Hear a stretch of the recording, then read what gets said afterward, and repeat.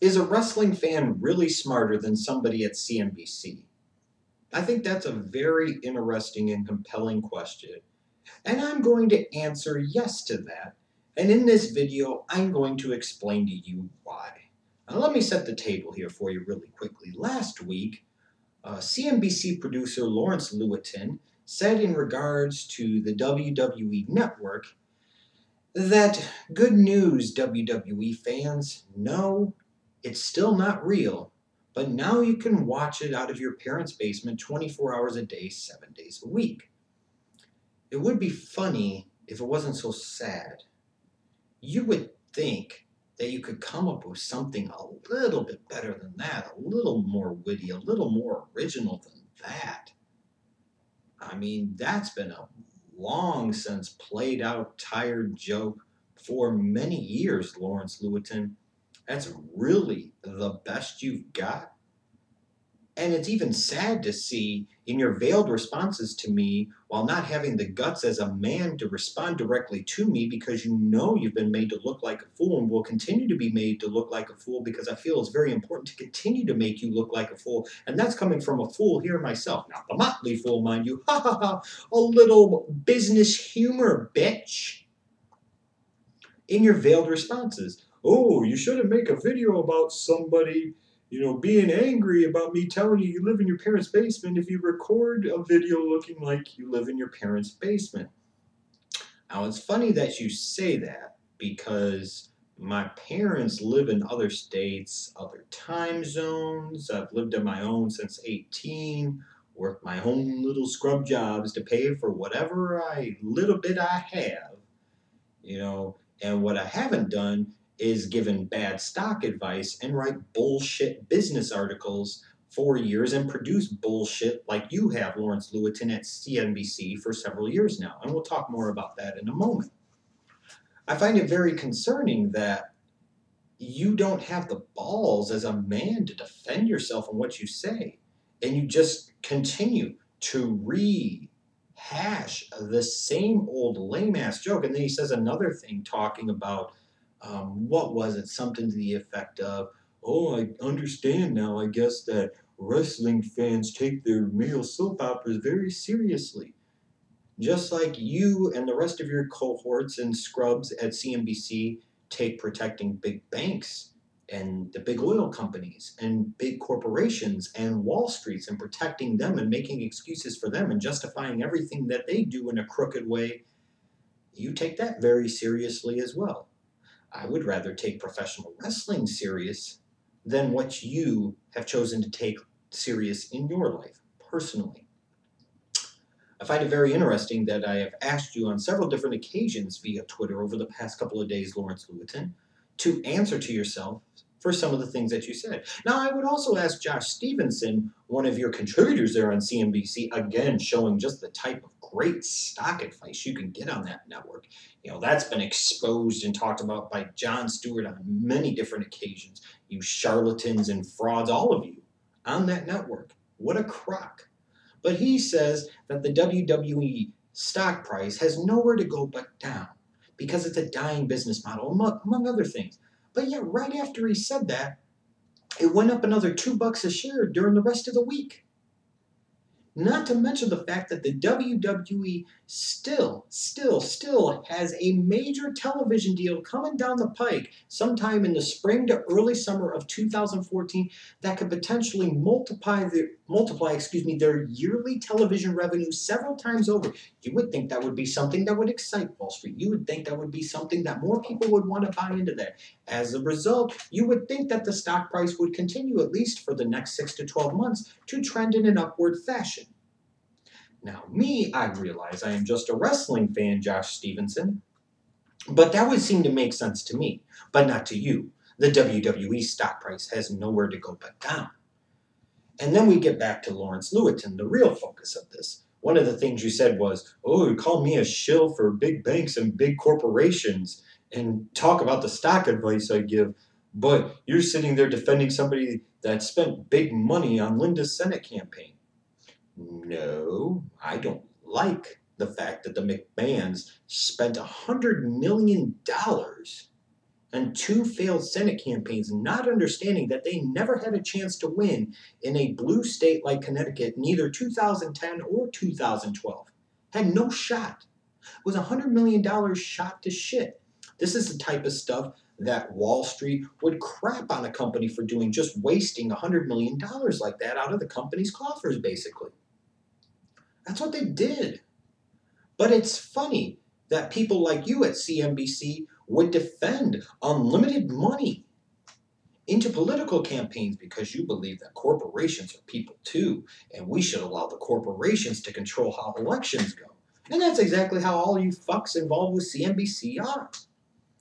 But what really aggravates me the most is I sat there and did a little research, and maybe if yourself and Josh Stevenson and most of the other people involved with your network actually did your own research, you wouldn't sit there and give such bad stock advice.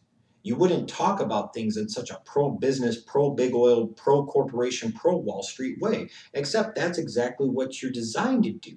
You're designed to appeal to those 300 or so thousand people that tune into your network because they live for the stock market. They're the leeches of society, and they sit there and want to make money off of playing games and speculating on futures and all of this other bullshit. That's who lives for your network. That's who you're appealing to. I get that. I understand that.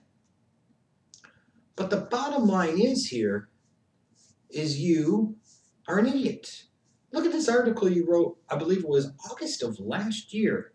Another very slanted article about why interest rates needed to be reduced because it was hurting the housing market. Well, did you ever think that playing games with interest rates over many years by several different facets of our economy helped contribute in a way to the problems that we had and we are going to continue to have until we deal with fiscal and monetary policy in this country, something that far too often your network and any other business network fails to mention or even attempt to address because you're a bunch of gutless cowards that don't want to talk about things like the Federal Reserve and the fraud that is the fractional reserve banking system, But let's take your example here. You wanted to sit there and talk about how housing interest rates, when they were at 3.3%, a family making $44,000 a year could afford a $300,000 mortgage over 30 years. Now, you also said that was assuming a down payment of 16%, which would be $48,000, making their monthly mortgage payments $1,103.65, and saying that it was a mortgage that was insured by the Federal Housing Authority. It was right under 30%. So right around there, so it's a mortgage that they could get. This was so ridiculous when I read it. I had to read it several times. And I continued to ask you on Twitter to respond to this because this is the biggest bunch of complete hot garbage, Lawrence Lewitinn, that I have ever seen. Of course, this is coming from the same guy who the only retort or response that he has, if he's not doing it in a bitch way, by not addressing me directly because he knows he's wrong and he knows he doesn't stand a chance against me in a one-on-one debate, the best you've got is the parents' basement joke. Well, let's hold up a side-by-side picture. Somebody else can do this. A picture of you and a picture of me. As much of a fool and a loser as I may look, I guarantee you more people are probably going to assume, not knowing any better, 100 people on the street are probably going to look at you and assume that you are the one who still lives in their parents' basement watching professional wrestling, and that you perhaps maybe need to be kept 1,000 feet away from any and all public schools. But I digress. Well, you don't like that, do you? It's not so funny when somebody says it back to you. And it's funny, isn't it, how somebody takes your joke and throws it back on you, and most people will probably agree with me when they look at the picture. And that's the guy with the freaking banner of Hulk Hogan in the background. Let's take what you said about mortgages, for example. $44,000 in income a year. So we're going to assume, as most banks would, we'd be looking at gross income. $44,000 a year. Now, after you take out payroll tax and Social Security tax of 6.2%, and you take out Medicare tax of 1.45%, and you take out an individual state tax rate, let's use Virginia's, for example, of I believe it is 3%. Then you factor in, okay, let's say it's a husband, a wife, and 1 or 2 kids. You factor in maybe another $300 a month in health insurance premiums coming up before tax. That leaves you with about a net income of $28,000. Now, I don't know about you, dumbass, but the last time I checked, $1103.65 a month is not 30% of about $22.23 a month. Is that the number? No, 23.33 a month. How in the bluest of blue fucks does that compute in any way, shape, or form to being 30%? Not to mention the ridiculousness that is you implying that a family making $44,000 a year gross could ever be able to save up $48,000 to plunk down a 16% down payment on a $300,000 house. Based off of doing a standard budget off of these numbers, my numbers, which are much closer to the truth than your fantasy land, I love the bankers, let's have a big circle jerk of fucking everybody. My numbers are much more accurate than yours, I can assure you that. And anytime you ever want to debate me on this, you dumb, creepy-looking son of a bitch, I am more than game for it. Because I will clown you on this. I will embarrass you on this like I am right now. You think probably in your own little isolated bubble of stupidity that I'm embarrassing myself. Fool, I could do much more to embarrass myself than this. You're the one that looks like an idiot. When in the hell is a family making $44,000 a year of gross income ever going to be able in their ever-loving lives to be able to save up $48,000? Ooh, somebody dies so they get it inherited. Okay, how often does that really happen, jackass? Come on, really think about it. So a family at 25 years of age, let's say the husband and the wife has to save what? Based off of the scenario that you're giving and the numbers that I'm giving that are real world and tangible for everybody to see, it's going to have to be 45, 50 years of saving to be able to get to that point, which would be that they'd be looking for a 30-year mortgage by the time they're 70, 75 maybe, or let's say they get generous and get lucky at age 60. How many banks are going to loan them a 30-year mortgage for $252,000 after that down payment? Nobody's going to do that. They'll laugh you out of the bank, and they should. Now, another interesting thing here is you failed to mention that the down payment being 16% still wouldn't be enough. And you insinuate that somebody making $44,000 a year could actually afford a $300,000 mortgage?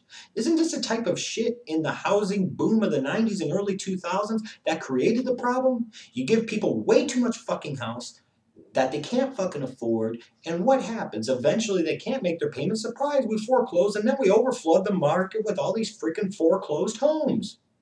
So that way you can resell them again. What you made your mortgage on the mortgage back, money back on the mortgage-backed securities and all this other bullshit.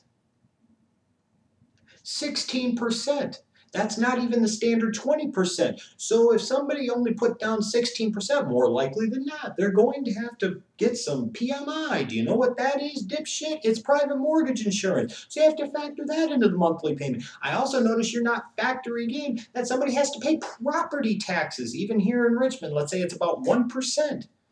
Okay, and then you've got insurance. That's another bit of money there. So you're taking your $1,103.65 payment off of a $300,000 mortgage with 16% down, like any family that makes $44,000 a year could ever fucking afford to save up $48,000 damn dollars. You're leaving out about $300 to $400 in additional money per month. But the argument you're trying to make here is that it makes a whole hell of a lot of difference if the rate is 4.4% compared to the 3.3% you were using to arrive at that 1103.65 number, probably by just going to mortgagecalculator.org. You're not the only one that can do that. That's not even the best mortgage calculator, you dipshit. Jesus. You're trying to make the argument that the rate needs to go back down to 3.3%. Imagine that, somebody in the bed with the bank saying that the rate needs to be lowered so that way people can loan, the banks can loan more money that they artificially create out of thin air because of the fraud of the fractional reserve banking system, and then we continue to make the American people even more slaves to their debt, and we just create this whole big cycle of fuck that eventually comes back and bites us in the ass again. It's not a question of if it's going to happen, it's when. All we did a few years ago was punt the ball down the road, and every one of you crooks that thinks otherwise, that sits there and tries to talk about recovery and talk about this and, oh, let's keep the mortgage rates low. It shouldn't be 4.4% what they are now. They should be 3.3%. What the fuck difference does it make? It's all a lie. It's all based off a fraudulent system. And you're going to sit here and say that for a family making $44,000 a year, $44,000, you are going to sit there and say that the difference in interest rate between 3.3% to 4.4% would create enough of a difference where a family making $44,000 a year could no longer afford a $300,000 home that they have no fucking business being in. What bank do you know in today's environment, in their right fucking mind, would even want to take that horrible risk of giving somebody a $252,000 loan on a $300,000 home when they're making $44,000 a year? Knowing that you've got the payment, you've got the PMI because they didn't put down 20%. They've got the property taxes you got to escrow in there. They've got the insurance. If they belong to a homeowners association based off of where they live, they have to pay those dues there. You're talking about over 50% of their net monthly income is going out into their house. How many hundreds of thousands of people, if not millions of people, did that create problems for 5, 6, 7 years ago? A ton of people. And you're sitting there and trying to tell everybody. And the bad, horrible thing about this is posted on Yahoo Finance by Lawrence Lewitinn, saying that the difference in the rate going from 3.3 to 4.4% is that a family making $44,000 a year can't afford to get a $300,000 home and can't afford the mortgage. Let's be realistic here. A family making $44,000 a year should probably barely be looking at a $150,000 house. And even then, they may still have trouble being able to ever save up the 20% down payment. That 20% in that case, since you have to use a calculator, I do not, would be $30,000. A family making $44,000 a year, how in the hell are they ever supposed to save up even $30,000? That's going to take years and years and years and years. I know, because I'm trying to do it myself.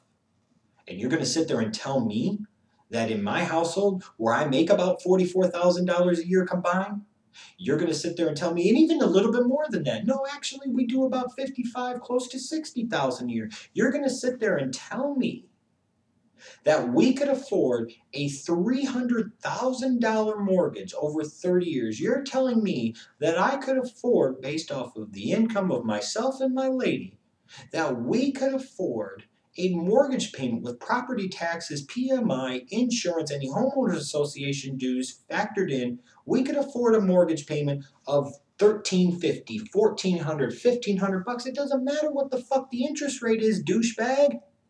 There's no way in hell we could afford that. That's ridiculous. And the fact, and the absolute fact that you posted this as fact, that somebody making $44,000 a year could afford a $300,000 home, just shows how ridiculous of an operation CNBC is for having somebody like you involved in it in any way, shape, or form. If you want to say, well, I'm just a producer and I don't give stock advice. Well, maybe you should stick your ass producing and you should stop writing crappy articles like this. This is horrible. If you want to sit there with the avenue that you're given working with CNBC and being able to have your articles, shitty articles that posted on Yahoo Finance, why don't you talk about things like the Federal Reserve and how evil of a system it is? Why don't you talk about the fact that all of these idiots that talk about the national debt and talk about this and talk about that miss the whole point, that our money is debt. There's nothing giving it value. Why don't we talk about the fact that the fractional reserve banking system is a true evil, that all it does is oversaturates our market and currency, which causes inflation, which causes a devaluing of our dollar, which eventually leads to more money being created. Everybody's in debt to every fucking buddy. Why don't we talk about those things?